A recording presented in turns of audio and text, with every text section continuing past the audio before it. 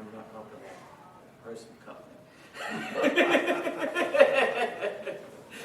Well, I can't say I've always been a good guy either. Worth the time.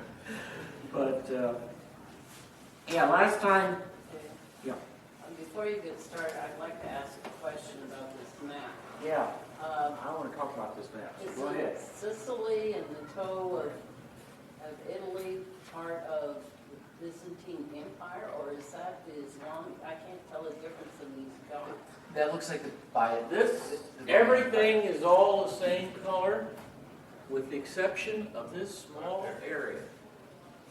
And this small area. So those are Byzantine. Oh, let's see. No. Yeah, those look like. Yeah, Those yeah, are those are darker. darker. Yeah, that this area is Watch the basically the Eastern Church. This area is all of this area is Islam. Now, one of the reasons I wanted to put that up there again, because I think it's very important that we realize that there is no connection eastward for Europe. None whatsoever. The only way Europe can get to east is by boat all around Africa. Everything is cut off. Okay? And you say, well, what were they worried about Eastern? But they were. They had connections to India. They had connections even to China. That they had, and so that was all cut off. And pretty much was cut off for years and years, hundreds of years. Everything was filtered through the Muslims. And they always charge more. So if you wanted spices from India, they had to go through the Muslims, and then they would sell it to you. Everything was filtered. Can we And- turn the air conditioning down a little? Well, I don't know that it's air conditioning. Could just be the room. Anyway, but when we look at this, we see that they're totally cut off.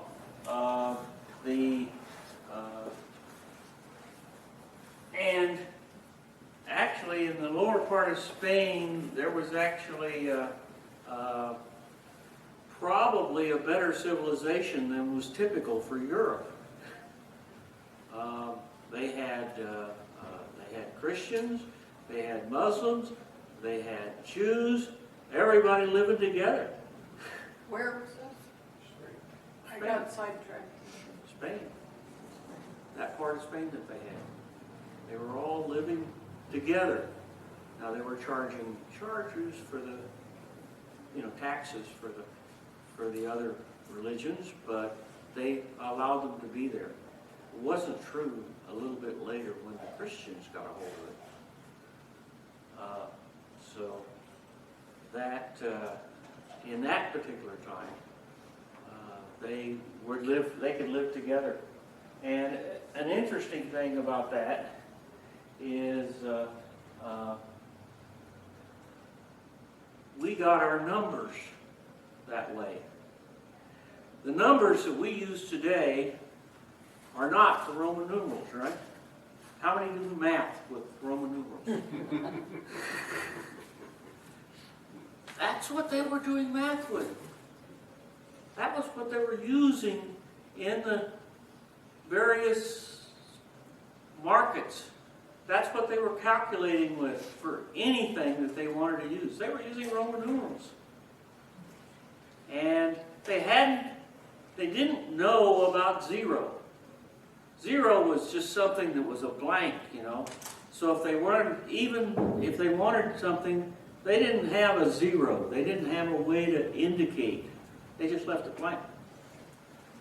because 0, you don't write something when it's nothing. That was the attitude they had. But in India, they invented the numbers that we use today. They invented a 0. They invented what's called place-based numbers. In other words, you reuse the same numbers, and they, you go to Israel, and you know what Israel's numbers are? Not today, but what they were. They reused their alphabet. And they only had 22 letters in their alphabet, so they ran out of numbers pretty quick. And then they put bars over the tops of them to try to make them into something else. And then they try to add them together and put 2 of them side by side and say, well, this really... That's the way they were doing all their calculations and numbers and keeping track of stuff. And anyway, that came through the Arabs, came through the Muslims, through around, all the way across Africa, up through Spain, and we figured out, and we've got the numbers, okay? And we got decimal numbers, and we got zeros, and we were able to use them and do calculation. But they didn't trust them. Everybody would do things twice. They'd use the new system, and then they'd go back to their old way to do it, and they'd try to see if it came out with the same number. But anyway, so probably it was about this time, almost a millennium, 1000 AD, before the numbers actually started drifting slowly into Europe. And so I thought that was really kind of interesting. That's the last piece of our I told you last time how we got alphabets and how we got lowercase and punctuation, but I hadn't told you how we got numbers. And they were using Roman numerals, and they were doing math with them. And that's pretty phenomenal when you think about it. But anyway, all of this came right through this path, this narrow little path up here, and into Europe. So anyway, I just wanted to pass that on. So what we did last time, we were talking about the Crusades and the fact that they were caused by all of the pilgrims and that were going around because they thought that the millennium was going to be the end of the world. They better get in now. Because after all, it's 1,000 years. And that was their belief. And so they all ran down to the, trying to get to Israel. And the first Crusades did retake Israel, and then later on the Muslims took it back, and actually none of the Crusades outside of the first one were successful. The fourth one was really terrible.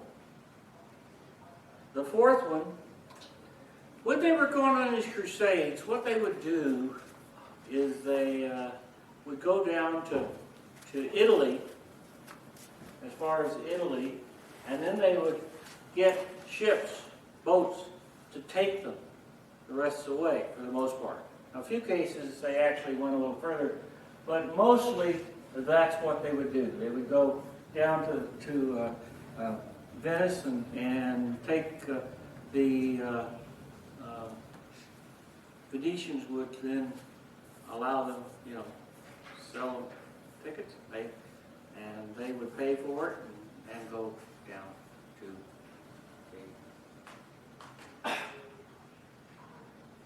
Damascus, Jerusalem, and all that area to fight. But in the fourth one, they got there, there wasn't near as many people as there were supposed to be, and what they told the Venetians that they were going to have. There was not nearly that many people. And so, but they promised them the money. Remember, the money's coming from their own pockets, right? So they were saying everyone's going to pay, and then we're going to have this group, okay? So they came down, and they talked to them, and they said, well, we just don't have that money. And they said, well, we're not going to take you. And so they came up with a solution that Venice was competing with Ephesus and Athens and all these places, like Constantinople, all these places were competing economically. Okay? And so they said, well, if you'll attack this city, we will take you. And they did. That's unbelievable. They actually attacked Constantinople. Okay. And so Constantinople is the center of the Eastern Christian, and they were Christians, supposedly, that was on this, and they went around and attacked their own brothers to get boats.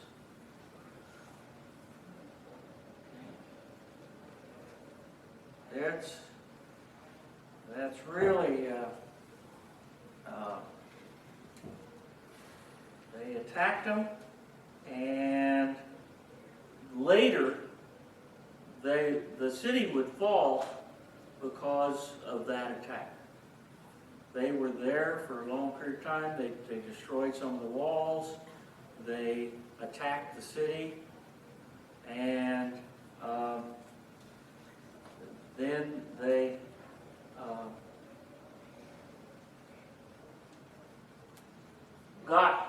then they went on down to Jerusalem to fight.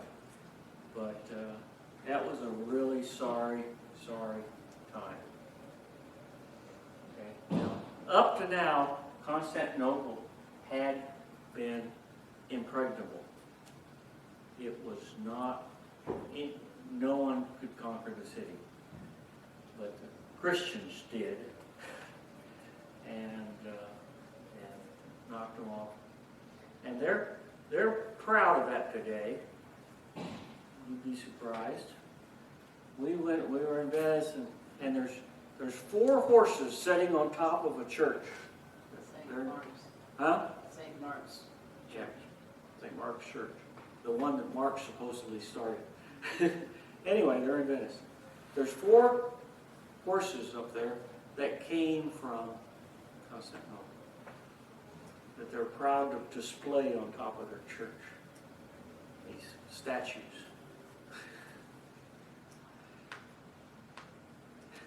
Think about that. Okay.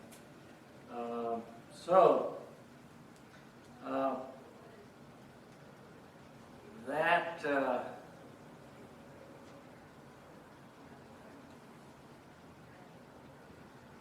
was, and so that's the Eastern Church. Now, I wanted to, the Eastern Church, I wanted to let you see something. Yeah, When was the Fourth Crusade? pardon? When was the Fourth Crusade? The Fourth Crusade, let me see. It was,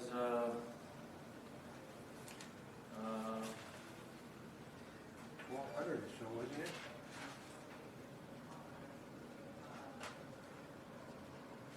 Was it 1200.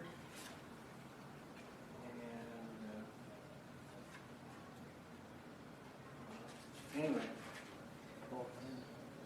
around 1200. I'll have to look for you. Fourth Crusade, 1202, it's marked here. And Innocent III was the guy who launched it. And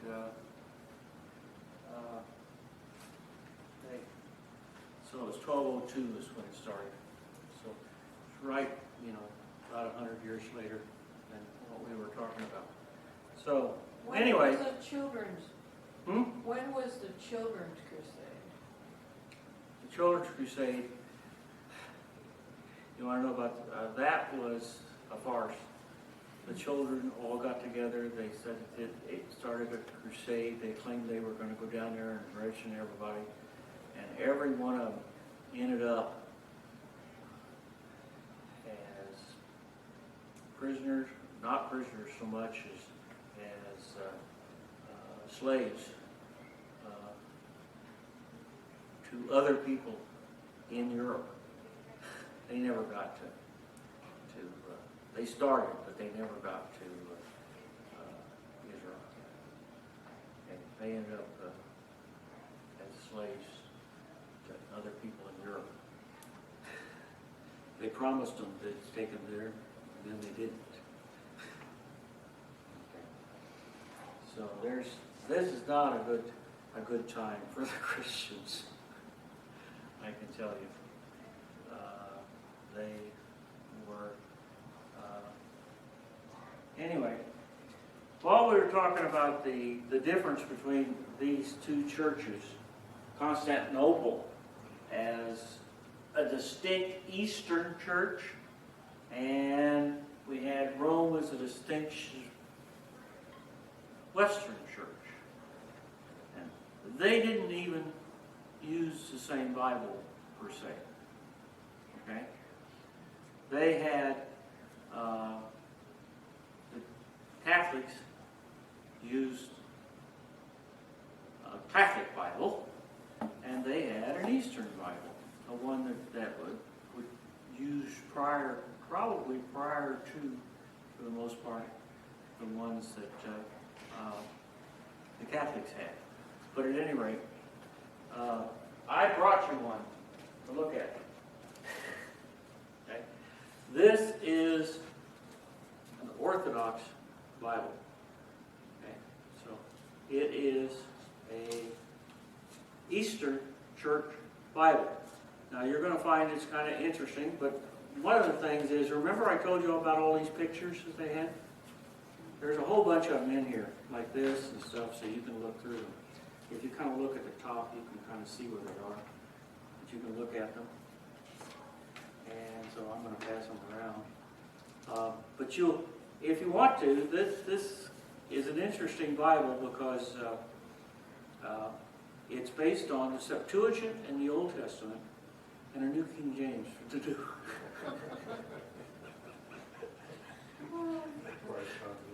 Huh? That's quite a combination. Isn't that quite a combination?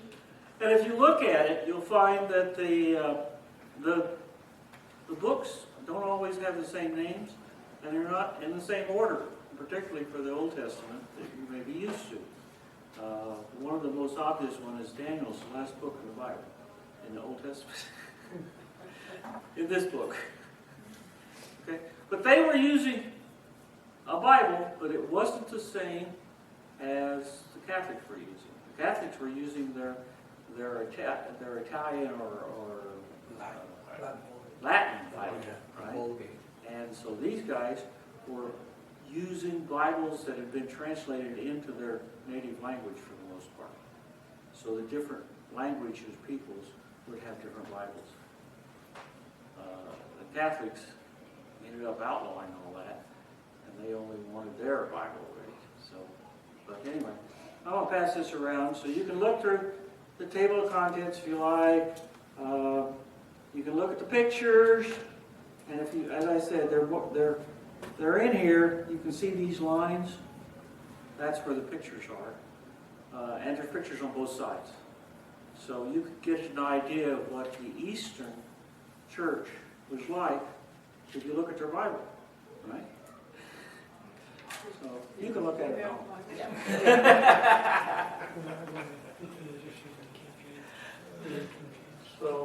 anyway, I'll let you look at that, and you'll find that one of the things I thought was kind of interesting from it is, they have that's a study Bible, so it has notes down at the bottom. The notes are historic. They're from people back thousands of years. Okay, in their bottom. So, wow, you didn't like the pictures, huh? Yeah, the picture's on the front and back, so when you find a picture, you can look on the back side and it's a picture too. So anyway, you guys can look at that while we're talking. So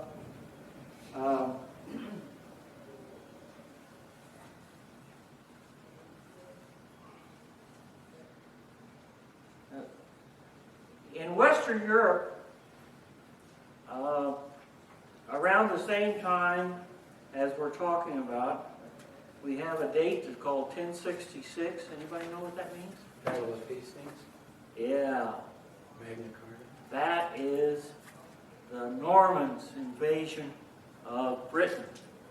And they took over Britain and conquered Britain and Sicily and evangelized the Celts.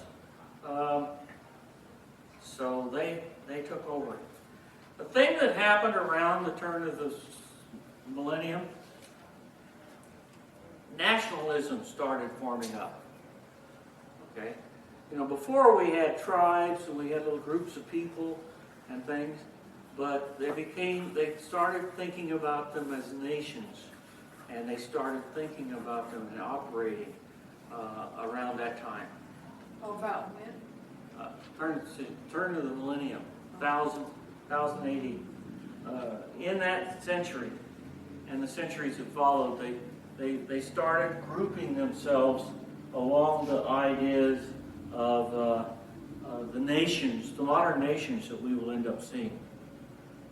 Okay, they started to form those kinds of governments,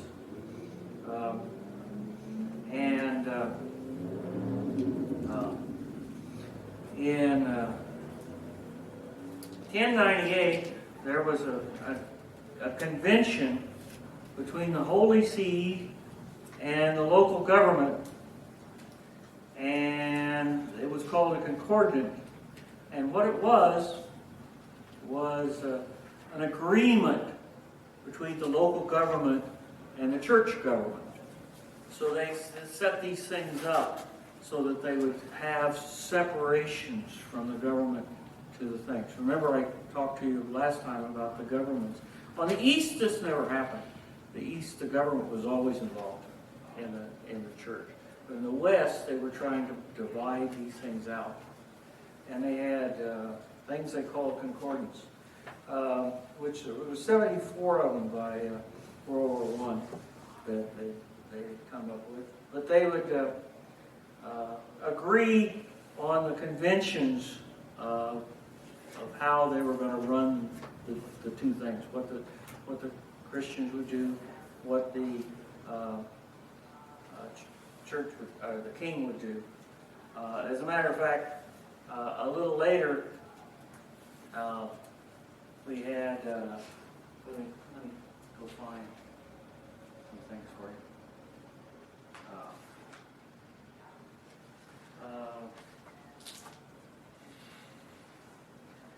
So,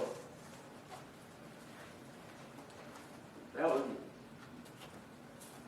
here we see the conflict between Henry IV and Germany and Gregory VII. They had a conflict and the church won. So they had these kind of conflicts about who was in charge. Okay? And they got the concordant that kind of straightened that out. Then, around the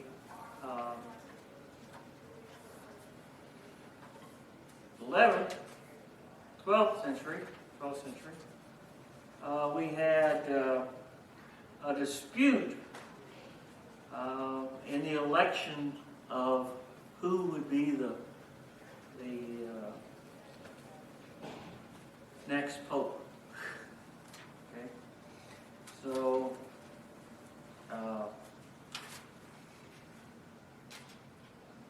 then they had two popes, and they fought over it, and they finally figured it out, and they ended up with in 1139, they ended up with Innocent the Third became the pope. So that's what they were doing. And then in the 12th century, we started seeing the development of all of those magnificent churches that you want to go to when you're over there. All these cathedrals and things that they built. That was the start. And so they started those around the 12th century. They also attached colleges to them. Basically, you'd have a big cathedral, and you'd have a college that was connected to that cathedral. And there was 3 of them that started off. There was one in Paris, one in Oxford, and one in Cambridge. And these all started in the 12th century. Okay? And so these were we're starting to get the national idea. We're starting to get the more modern ideas. So now,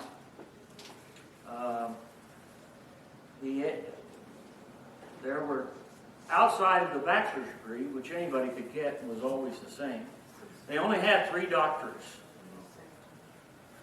Anybody want to guess what they might have been? Law, religion, and medicine. Yes, exactly. That was it. Those were the doctors. The law, medicine, and theology. Okay? They had a doctrine for the preacher. They could get a doctrine. That was the only ones they had. So that happened during that time, and another thing that happened was, remember I told you last time, the last thing I think I told you was about the Knights of Templar that showed up in Jerusalem to kind of save it, and they did. Well, they kind of moved over the rest of the country, and at this time, in 1139, the Knights of Templar was declared to be responsible only to the Pope. And the Pope could dispatch them wherever he needed. Okay? So that's when that started. Okay? The Knights The Knights of the Templar, of you've probably heard of them. They were around. They're still around. And still around, yeah. And they answer only to the Pope. And it's kind of like a military group answering to the Pope. Can you imagine? So they're separate from the Swiss Guard then? Yeah. what did you say?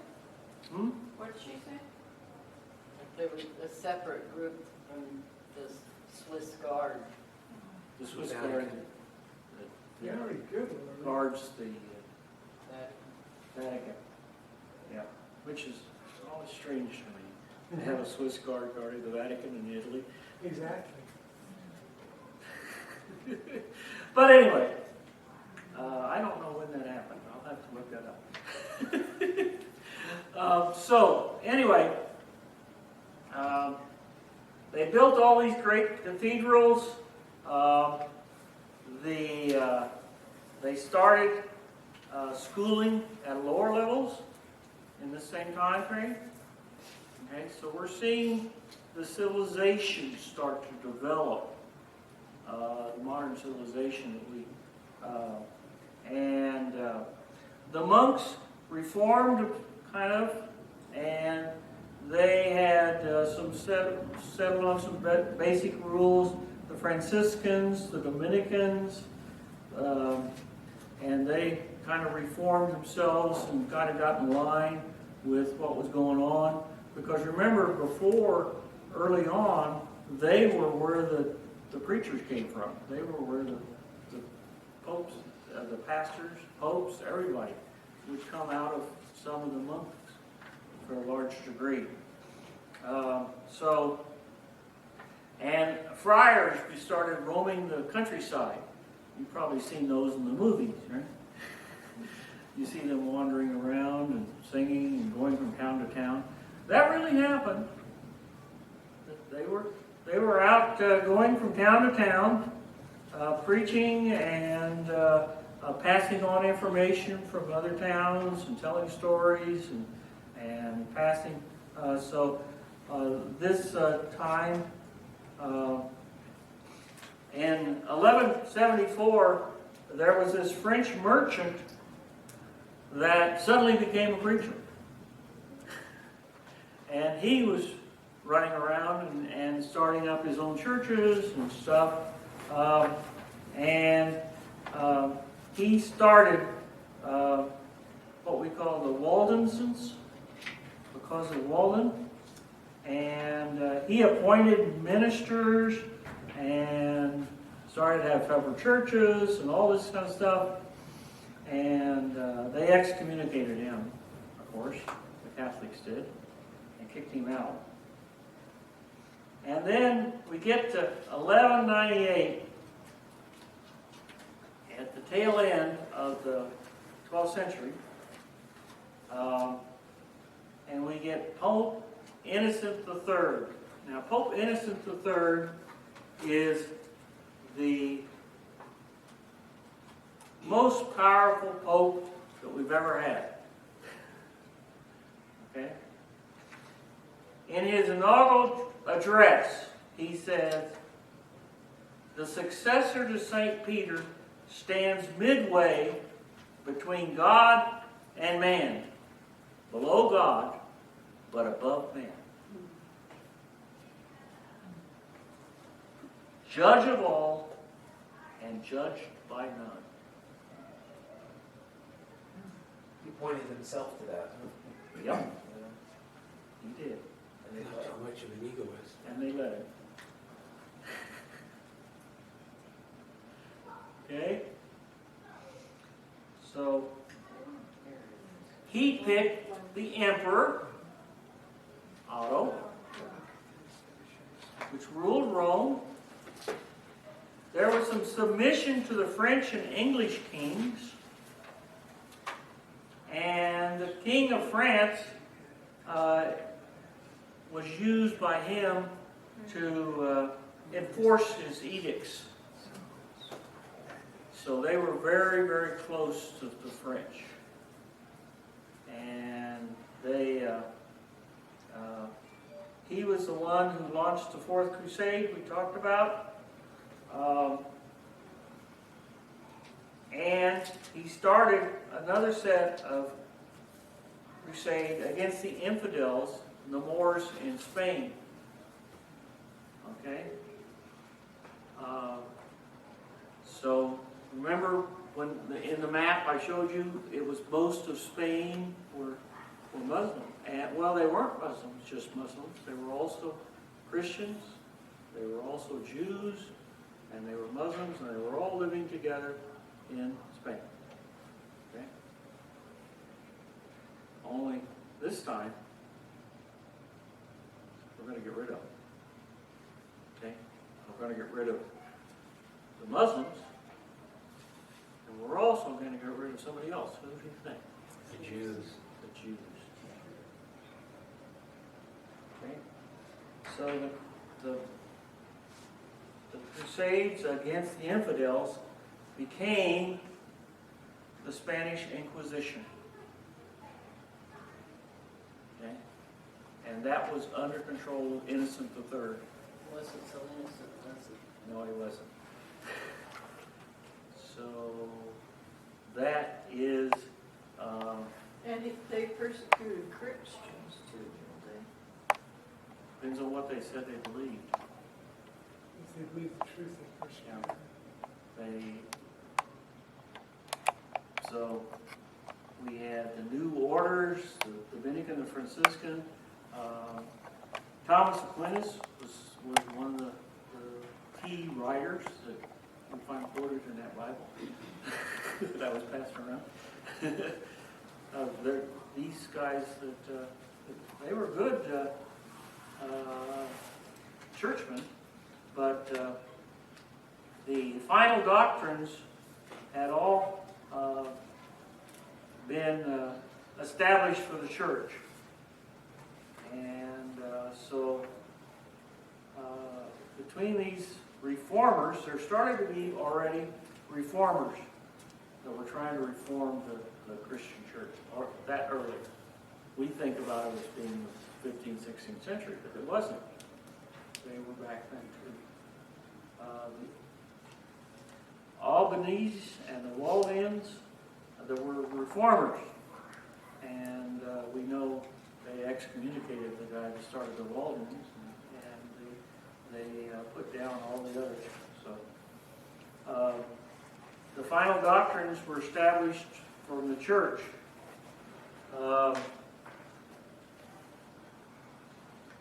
Here we see a few things. We had the Fourth Lateran Council in 1215, and it established the doctrines that the church lived by under Innocent III. And he, in fact, started all of this. Now, Thomas Aquinas was a scholastic. He wrote a lot of stuff, and he did a lot of studying. Now, his teaching was that man's will was not totally corrupted. Okay? By faith and the use of a means of grace in the sacrament dispensed by the hierarchy, a man could achieve salvation. So the church could give it to him. Okay? And so that was the way the teaching went from the church. And it's pretty much that today in a lot of respects. Yeah. He did some good things too. He also set forth foundationally the laws of logic and reason, which we still use today.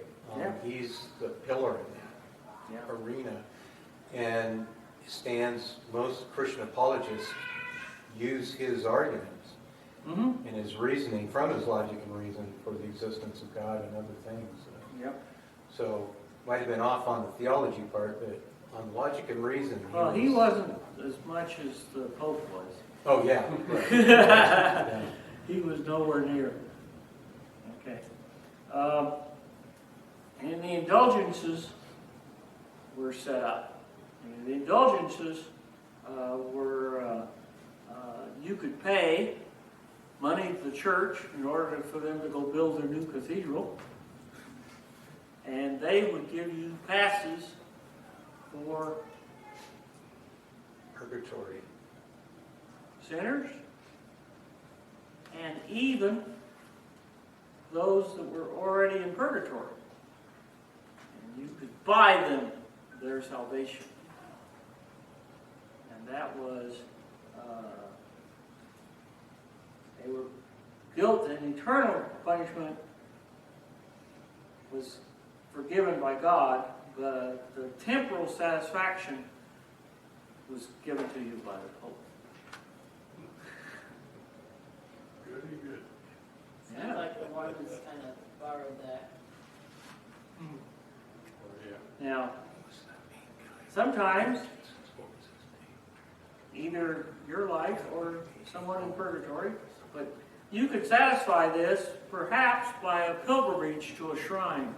He'd set out these rules that says you do this and if you didn't, you pay a little money, you do, and you make this, then you'll be saved. Now, this is this John, Pope That's John? Innocent the Third, oh, innocent. the innocent guy, right? So he set up all these rules. Okay? And now he's enjoying, Yeah. Enjoying? I'm not sure I'd say Yeah. that was quite the right word. But Thomas Aquinas was one of the greatest minds in the Middle Ages. And we talked, and he wrote the Summa Theologiae, known as, we can just call it the Summa, the Summa. Okay, it really was a summary of theology. He collected, he never quite got it all done, but he collected all of the laws in the Catholic Church up to that time and wrote them into a book. Okay? Now, and as I said, he didn't quite get it done, but it was still quite a book. And a lot of people would read it, and it was a very important book of that time. Okay? Thomas à Kempis was also an author. He was the author of The Imitation of Christ. Probably heard that. And then we have Wycliffe. Okay, Wycliffe comes in the 14th century, and he starts in the 14th century. And Wycliffe did what? Anybody know? English translated. Hmm? What part of Wycliffe? Into English. translate. Wycliffe wrote the first English language translation of the Bible. You should know that, people.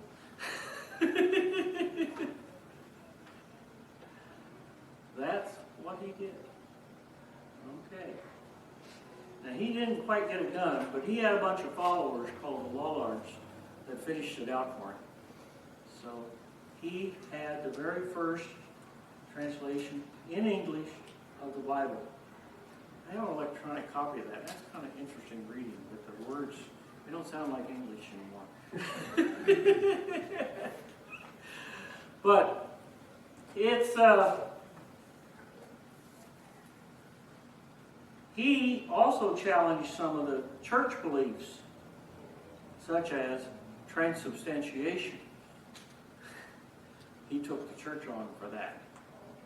Okay? And you know what that is? Yeah. I see a few nodding heads. Yeah. That's where you think that you can churn the body and The bread and it's the actual Blood body of of Christ, and the wine is into the actual blood of actual- Christ. yeah. It didn't look that way, but that's what they claim. Which the Catholic Church still holds today. Catholic does that today. In the Lutheran, Huh? in the Lutheran Church. Oh yeah, there's spin-offs of the Catholic churches that hold on to many of the Catholic beliefs, with the exception of the Pope. Church of England's an example of that. It's basically Catholic except for the Pope. It reports to the King or the Queen, whoever's in charge. But a lot of the beliefs that are still held today.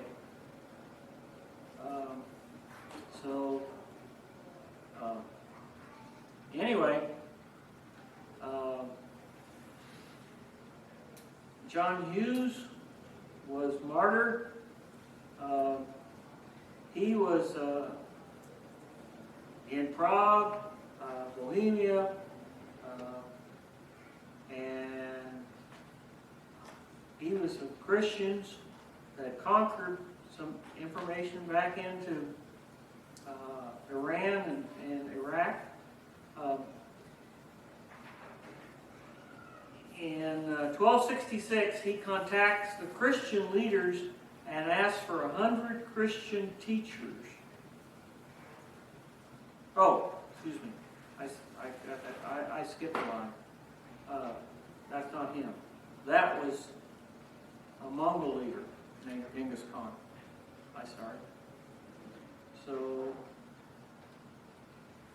Genghis Khan, guess what? His mother was a Christian. Interesting. He's the one that conquered Iran and Iraq, and in 1266, he contacts the Pope with the Christian leaders and asks for 100 Christian teachers to teach his army about Christ. Okay? The Pope sends 7.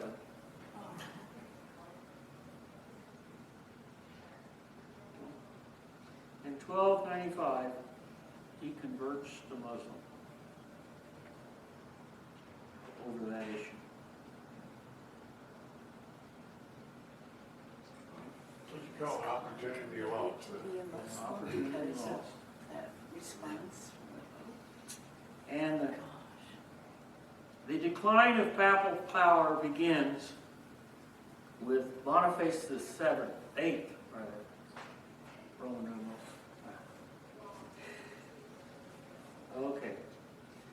Now, in that period of the 14th century, tail end of the 14th century, and we have what we call the Babylonian captivity. The Pope was, in fact, nothing more than a figurehead under control of the French king. Okay.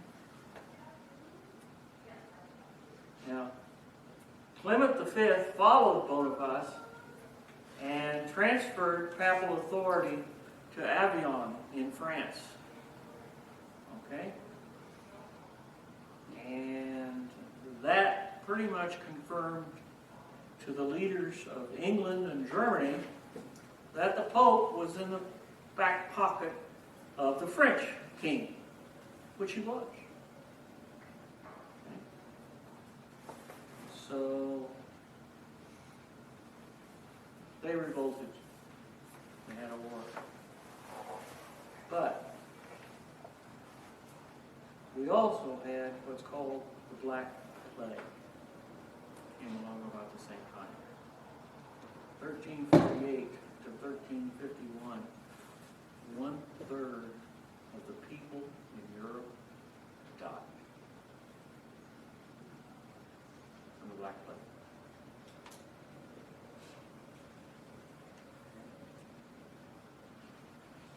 One-third, about 40 million people in that day. And who did they blame?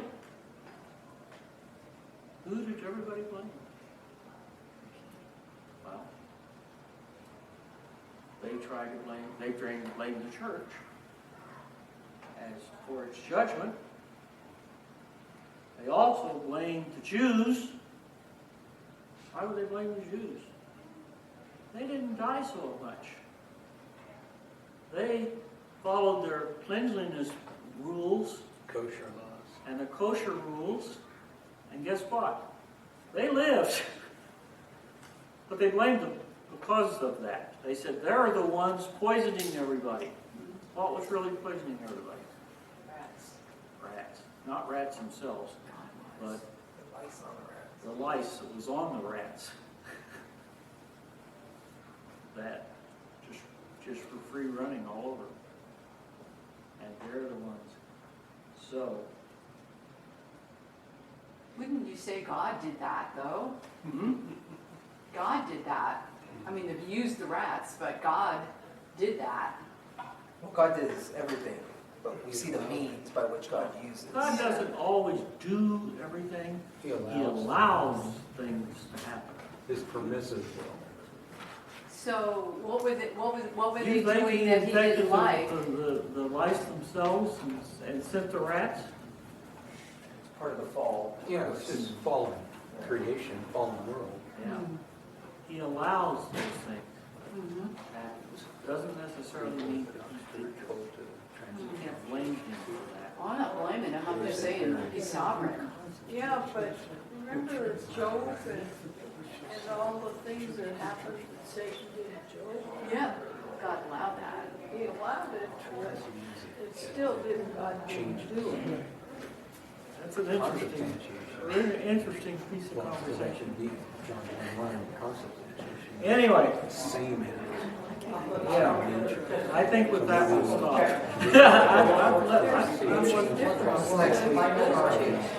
Next week,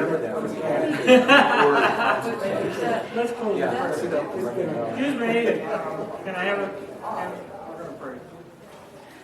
Father, thank you that we can see the history and we can see what happened, and it wasn't always good. But we know you're in charge and that you allowed it to happen. And guide us in the things that we do, that we will be to your pleasure, to do things that you want us to do. We ask in Jesus' name. Amen.